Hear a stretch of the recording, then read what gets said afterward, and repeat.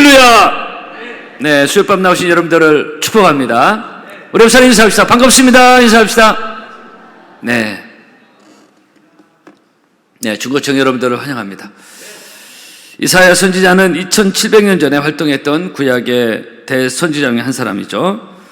예수님이 이 땅에 아기 예수로 탄생하기 700년 전 이사야 선지자는 장차 오실 메시아에 대해서 자주 그리고 뚜렷하게 예언한 대표적인 선지자 중에 한 분입니다.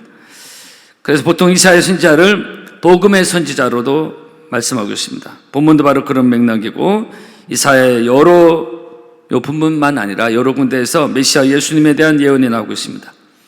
이사야 7장에도 보면은 아주 분명하게 보라, 처녀가 잉태하여 아들을 낳을 것이요 그 이름은 임마누엘이라는 이 말씀이 이사야에 나오고 있고요.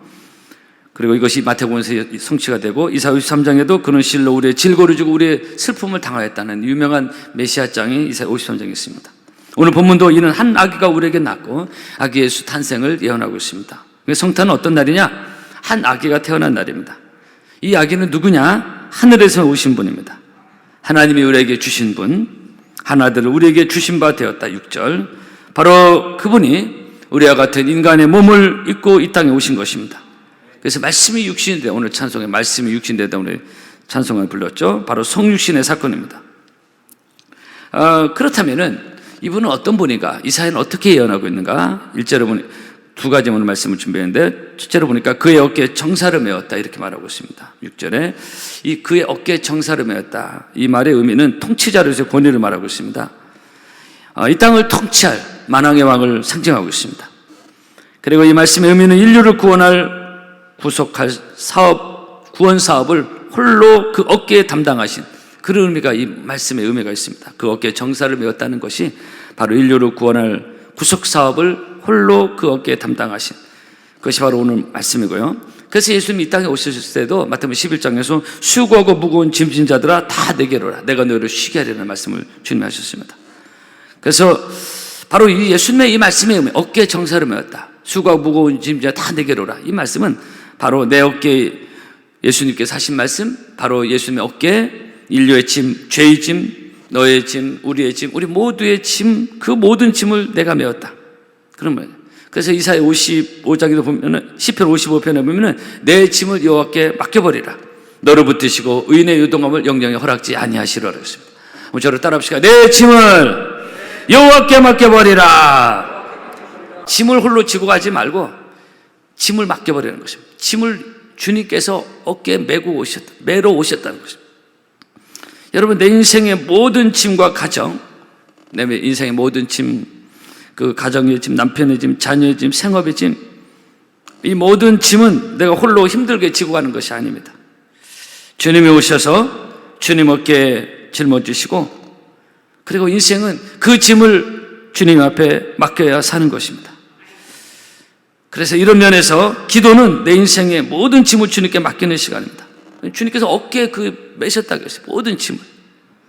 사람은 아무리 절친이라도요, 내 짐을 맡기거나 부탁하면 부담 갖습니다. 왜냐하면 내 짐도 무겁고 버겁고 힘든데, 내 사정도 힘들고 버거운데 누군가 그래서 내게 부담을 주면 힘든 거예요. 그러나 주님은 그렇지 않습니다. 그 세례요한은 요한복음 1장에 보라, 세상 죄를 지고 가는 하나님의 어린 양의 도다 그랬어요. 세상 모든 인류의 죄의 짐, 무거운 짐을 지고 갈 하나님 어린 양이라고 세례요한을 말하고 있습니다. 그래서 주님 우리의 모든 인생의 짐을 담당하러 오신 분입니다. 죄로 말미암아 인간이 짊어지고 가야 될 숱한 짐들이 있어요. 이 짐을 주님께서 짊어지시러 오셨다고 말씀하고 있고, 주님도 말씀하시고, 오늘 본문도 그런 내용이 나온 것입니다. 성도들 중에 가끔 또 저한테 그런 말을 하는 거예요. 목사님, 교회 이렇게 성도들 끌고 가는 거 힘들지 않냐고. 그때 저는 정말로 전혀 그렇지 않습니다.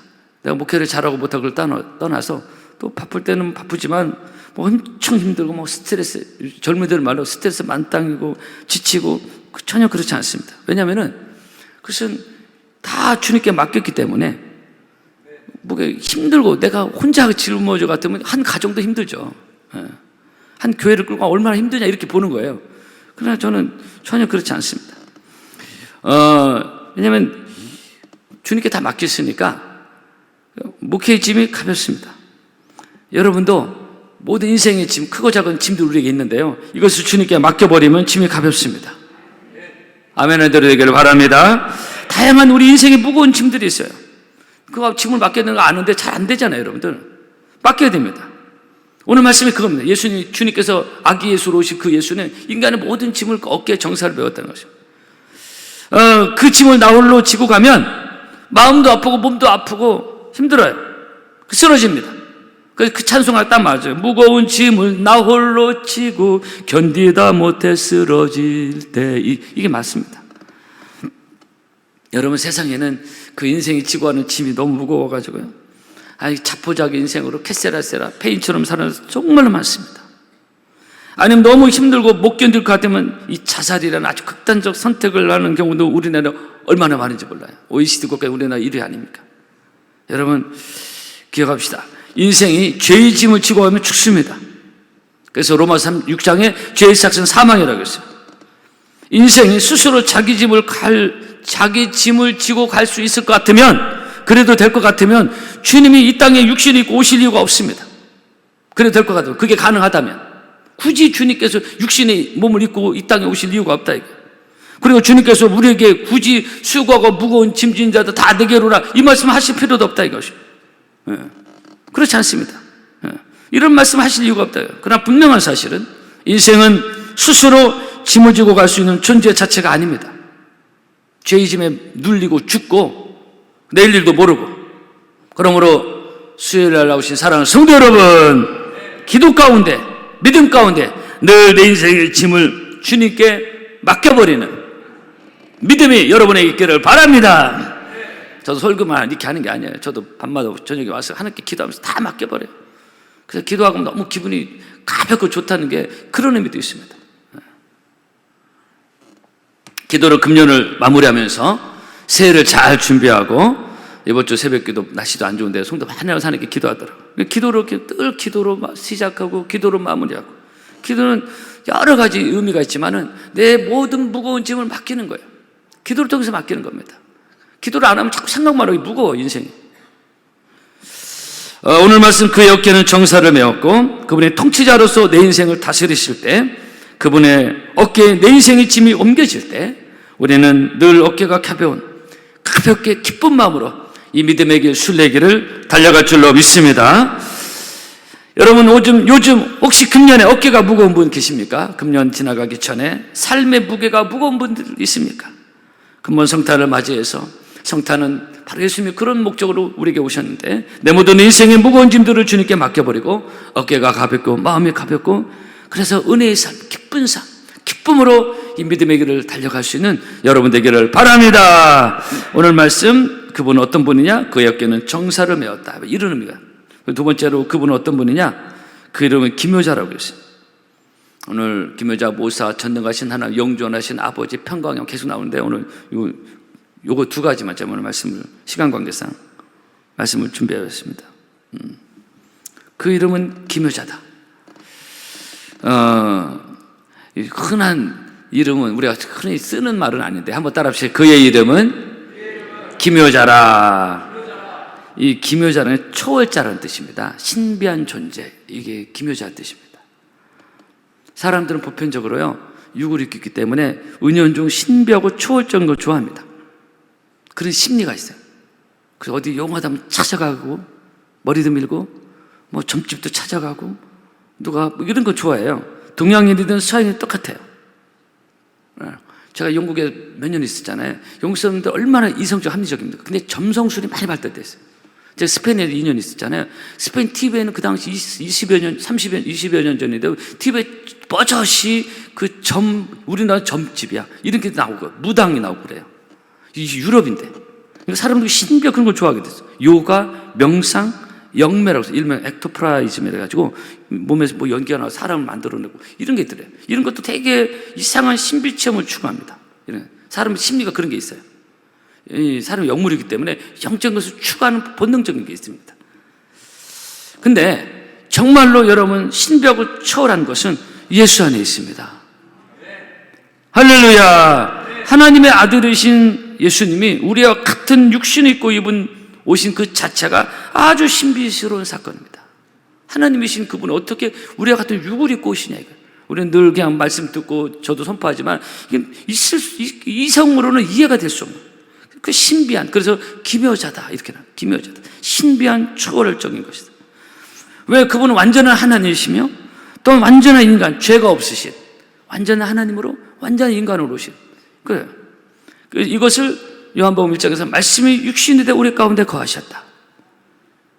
이 영어 성경에 텐트를 쳤다는 단어예요. 거하셨다는 게. 텐트를 쳤다. 피치드, 히스 텐트 해가지고 텐트를 쳤다. 하나님 우리 가운데 장막을 치고 머물렀다. 이런 뜻입니다. 이것은 구약의 당시 장막, 이 성막 가운데 임재하신 하나님의 영광을 가리킬 때 사용한 언어입니다. 그 말씀이 육신되었다는 게 바로 그런 의미가 있어요. 우리 가운데 영적인 구원의 텐트를 치시고 우리 가운데 거하신 그런 의미가 있어요. 그래서 우리 가운데 오셔서 우리 가운데 거하시고, 그래서 누구든지 구원의 장막, 은혜의 장막 안에 들어오는 자는 살게 되는, 이것이 성육신의 사건이에요. 예수 말씀이 육신이 됐다는 건 그런 의미가 있고 신비한 사건이라. 그래서 설교는 하지만 정말 우리가 이성으로 이해할 수 없는 그런 일이에요. 아주 신비스러운 미스터리한 사건이 바로 예수님의 성탄입니다. 할렐루야. 그 성탄하면은 그냥 성탄 캐롤 좀 듣고 뭐 추리하고 선물 교환하고 뭐 요거로 이런저런 행사하고 끝이 아니라 이게. 이런 영적인 신비한 사건이 예수님의 탄생이요 성탄인 것입니다. 이것을 본문에서 이사야는 그 이름이 기묘자다, 모사다, 전능하신 하나님이다 이렇게 표현하고 있는 것입니다. 그래서 여러분, 이것은 우리의 알량한 이성 가지고는 도저히 이해할 수 없습니다. 말씀 나온 대로 이렇게 전할 뿐이지 이게 이성으로는 담을 수도 없는 하나님의 신비한 사건입니다. 제가 한번 말씀드리면 이런 것들이 비유할 때 가끔 예를 들어 길 가는 개미에게 인간이 쓰는 스마트폰이 어떻고 뭐 비행기 어떻고 말해봤자 개미로서는 이해도 안 되게 무슨 똑같습니다. 이런 것들이 뭔 소리 하는지 개념조차 모를 신비한 사건입니다.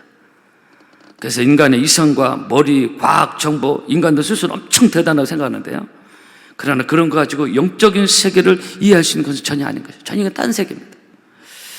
오늘 본문에 기묘자 되신 예수, 신비스러운 그분. 그래서 사람이, 성도가 이 신비한 일을 예수 밖에서 자꾸 찾으려고 하면 그 신앙이 이상해집니다. 교회 밖에서 자꾸 신비한 걸 찾으려면 이상해집니다. 말씀 밖에서 자꾸 신비한 이상을 찾으면 신앙이 이상해져요. 건강하지 않다 이게.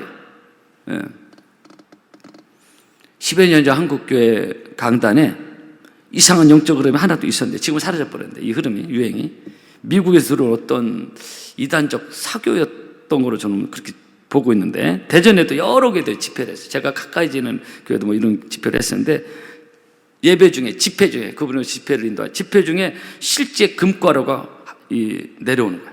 이게 위에서 딱 내려오는 겁니다. 한두 군데가 아니었어요. 여러분 지금 금가루 얘기하니까 눈이 휘둥그레서 쳐다보고 계세요. 실제 이제 성도가 예배를 드리고 있는 성경책에 금가루가 떨어지는 거예요. 그분이 인도하는 예배 중에, 집회에. 뭐 이게 막 입에서 입에 소문이 나가지고요. 여러분, 예배 시간에 금가루가 떨어진다. 괜찮습니까? 그분 좋아하시니까? 이런 경우에 이성적으로만 이게 영적 분별이 없으면요, 매우 신비스러운. 저는 그 당시 우리 교당 그분 모시고 집회했으면 좋겠다 그 얘기를 권유도 받았었는데, 저는 그 당시 그 얘기를 그 당사자로 직접 들으면서, 목격자로부터 처음 듣는 딱 순간부터, 아니 예배 시간 왜 금가루가 내리는 거야? 실제 금가루 내리는 걸 부인할 수 없는데 왜 금가루가 내리는 거야? 그런 사건이 성경에 있고 없고를 떠나서 왜 그 금가루가 떨어져서 뭐가 어떻게 됐다는 거야? 사람들이 잠깐 호기심과 볼거리를 줄 수는 있겠지만 하나님이 굳이 예배 시간에 막 금가루를 왜 떨어뜨리냐? 구약의 성전의 성막에 그런 일이 있었는가? 원래 신비한 사건이 왜 금가루 떨어뜨리냐? 이것이 말씀의 상식으로 이해가 안 되는 거예요. 예배 중에 성령의 역사하셔서 사람들이 은혜 받고 방언을 하고 환상이 열리고 이런 영적인 사건을 충분히 이해해야 되고, 그죠? 그것이 이미 사도행전에 나와 있고 서신서에 나온 성령 은사니까 충분히 이해할 수 있어요. 그러나 금가루가 날리는 사건은 아무리 그것이 희한한 일이라 할지라도 저는 이해가 되지 않고, 마태복음 24장에 보면은 거짓 그리스도가 그리스도가 나타날 것을 예수님이 말세 지말에 나타날 걸 말씀하실 때 거짓 그리스도가 거짓 선지자들이 일어나 큰 표적과 기사를 보내어 할 수만 있으면 택하신 자도 미혹해 한다, 그런 말씀이었어요. 그러니까 사랑하는 성도 여러분, 그러니까 앞으로도 이런 일들이 많이 일어날 수 있습니다. 근데 어떤 신비스러운 사건이라면 무조건 혹 해가지고서 영적인 분별 없이, 말씀 분별 없이 이렇게 이런 거 혹 따라가고 맹종하면은 영적으로 영혼에 다칠 수가 있다. 영혼이 실족할 수 있습니다. 그래서 예수 밖에서의 신비스러운 사건은 늘 한 번 더 점검할 필요가 있고, 제가 그래서 그때 그 권유를 받는데, 여러 번 강력히 권유를 받는데, 그분 모시고 집회를 제가 아직 안 했습니다. 그러다가 한 몇 년 하는 것 같은 게 사라져버렸어요. 여러분, 오직 예수 안에만 신비스러운 것이 있는 것이고, 그 이름은 기묘자인 것이고, 할렐루야. 그래서 저는 앞으로 우리 교회가 좀 더 많이 영적으로 신비스러운 사건, 성령 안에서, 은혜 안에서 예수의 영의 역사는 신비스러운, 무엇보다도 치유 역사 일어나고 성령의 각종 역사와 은사가 활발하게 불때 일어나는, 이게 건강한 영적인 신비한 사건이라고 하죠. 그죠? 영적인 성령의 역사가 우리 이성을 이해하는데 신비한 사건 아닙니까? 매우 건강한, 당연히 있어야 될 사건이에요. 그래서 우리가 말씀 떠난 신비주의자가 되면 안 된다니까. 건강한 말씀 안에서 성령 하나님이 강력히 우리 가운데 운행하심으로 일어나는 다양한 영적 현상, 신비한 은혜 역사는 얼마든지 우리에게 일어나야 될 것이고, 앞으로도 그렇게 되기를 저는 소원하고 있습니다. 일부 신학자들은 성경의 역사는 초대교회만, 성령의 역사는 초대교회만 있다, 그런 얘기를 하는 분들이 있어요. 저는 이런 신학사상 주장은 엄청나게 저는 거부감이 있습니다. 저도 영국에 4년이 있었지만은 이런저런 공부하고 학위 공부하는 여러분들 많이 만났는데요. 공부하고 연구하고 학위 있다는 것 나쁜 것은 아니지만, 근데 또 공부가 좋아서 하는 분도 있고 책이 좋아서 공부하는 분도 있고 그래요. 근데 오로지 막 그 일을 많이 하다 보니까 실제적으로 하나님께 집중적으로 기도하고 부르짖고 하는 것은 아무래도 영적으로 투자할 시간이 많이 부족한 건 사실이에요. 왜냐면 공부하고 연구하는 것 자체가 만만치 않고, 그것이 영어로 해야 되고, 그러니까 어떤 분 공부하다가 막 입도 돌아오는 분이니까 얼굴이 아주 피폐해지고 막 한눈에 봐도 은혜는 없어 막 그거 하기 공부하는 너무 힘드니까. 그러다 보니 이 성령의 역사, 은혜의 역사 체험 아무래도 한계가 있고, 쉽게 말하면 영적 매우 드라이한 경우를 참 많이 봤습니다. 그래서 하기는 책은 많이 봐서 연구는 했어. 그런 가운데서 나온 신학 사상. 그래서 혹시 이 성령의 역사에 대한 것은 이거 완전 영적인 것인데, 일정량 조심스러운 부분이 있는 거 제가 보는 것입니다. 이런 쪽에서 주장하는 것은, 만약에 성령의 역사가 초대교회만 제한됐다면 영국 웨일즈의 부흥과 한국의 1907년의 대부흥, 그리고 우리나라 7, 80년대 교회마다 기도마다 강력한 성령의 역사가, 신비스러운 역사가, 그걸 어떻게 뭘로 설명할 거냐. 모든 거 신학적 이론으로 해답을 주는 건 아니거든. 기초는 되지만 각종 치유 역사 일어나고요, 방언과 예언과 환상과 통병과 각종 암덩어리가 떨어져 나가고, 저희 장인어른 목회할 때도 암덩어리가 떨어져 나가서 한두 명이 아니에요. 이런 신비한 사건을 어떻게 설명할 수 있냐고요. 의학적으로 이해가 안 되는 사건들. 사랑하는 성도 여러분, 우리 교회는 건강한 말씀의 토대에서 지속적인 성령의 역사, 은혜의 역사,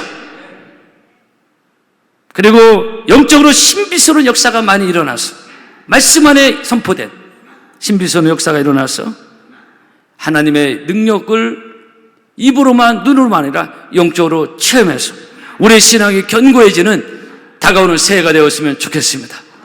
수요일날 나오신 여러분들을 주의 이름으로 축복합니다. 오늘 예수님의 이름 바로 기묘자다, 신비스러운 단어가 들어가 이게 지금.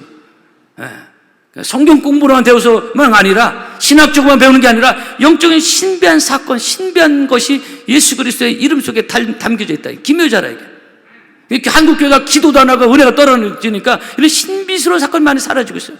그냥 뭐 배우고 뭐 공부하고 뭐 이런 것만 하는데 영적인 신비한 사건이 사라지고 있다. 그래서 다 같이 겸존해야 되는데, 그래서 초월적 신비한 것이 바로 예수 그리스도, 이 땅에 오신 그 예수님 안에 있는 신비한 사건이라는 거죠. 그래서 우리 교회는 바로 이런 역사가 일어나고, 바로 성탄은 바로 신비한 사건이 일어났던 놀라운 일이었다는 걸 기억하고, 우리 교회가 건강한 말씀의 토대 안에서 다가오는 새는 더욱더 은혜의 역사가, 성령의 역사가 강하게 일어나서 영적으로 갈급한 영혼들이 여기 와서 구원받고 영혼이 살게 되는 복된 역사가 일어나기를 주의 이름으로 축복합니다. 축복합니다. 기도하는 여러분 되기를 바랍니다. 기도 없이 신비한 것을 기대할 수 없습니다. 신비주의자가 되는 건 아니고 신비주의를 쫓아가는 건 아니지만 기도 없이 영적인 역사는 절대로 기도 외에 다른 곳에 이룬 자가 나갈 수 없다라고 예수님 말씀하셨어요.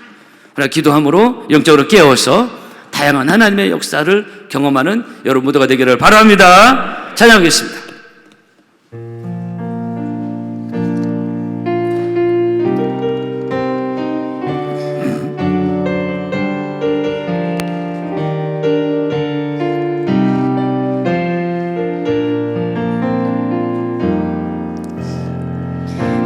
시절 때 깊은 한숨 내쉴 때 그런 풍경 보시며 탄식하는 분이네. 그와 같이 너희는 버려두지 않으리. 내가 너희와 영원히 함께하리라. 성령이 오셨네. 성령이 오셨네. 성령이 오셨네. 내 주에 보내신 내 주에 보내신 성령이 오셨네. 우리 인생 가운데 신이 찾아오셔서 그 나라 꿈꾸게 하시네. 눌린 자 갇힌 자 자유함이 없는 자 피난처가 되시네. 성령님 계시네. 주의 영이 계신 곳에 참 자유가 있다네. 진리의 영이신 성령이 오셨네. 성령이 오셨네. 우리 두 손 옆에 하나님을 찬양합시다. 성령이 오셨네. 성령이 오셨네. 내 주에 보내신 성령이 오셨네. 우리 인생 가운데 신이 찾아오셔서 그 나라 꿈꾸게 성령이 오셨네. 성령이 오셨네. 성령이 오셨네. 내 주에 보내신 성령이 오셨네. 우리 인생 가운데 신이 찾아오셔서 그 나라 한 번 더 찬양하겠습니다. 성령이 오셨네. 성령이 오셨네. 성령이 오셨네. 내 주에 보내신 성령이 오셨네.